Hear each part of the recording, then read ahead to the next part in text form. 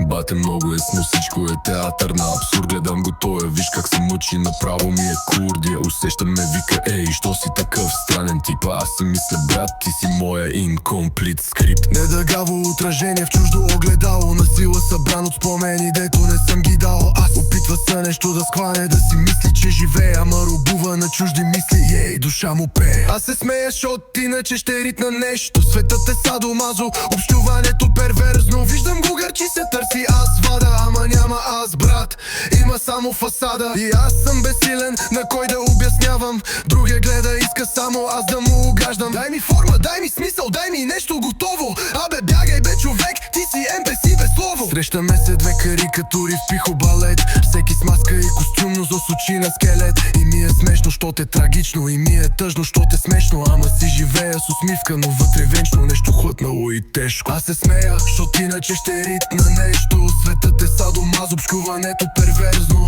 Гангстерски тавталоги в калта на града, ама ти го лапаш, брат, мислейки, че е съдба. Може би се ебавам, а може би не. А може би ти просто си отражение на лош ден. На здраве, братле, за всички разбити съзнания. Следващият, моля.